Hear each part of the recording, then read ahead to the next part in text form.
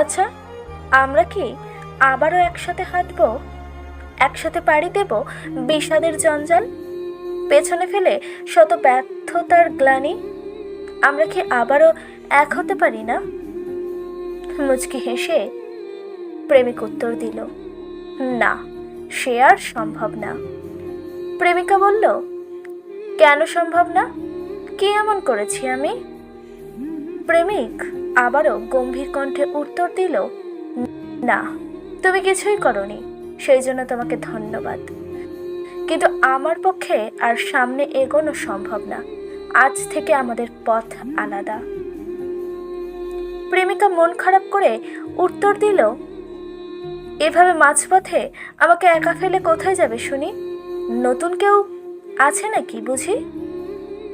প্রেমিক মুচকি হেসে উত্তর দিল, না, আমি আমার রবের দিকে চললাম, নিশ্চয়ই তিনি আমাকে পথ দেখাবেন।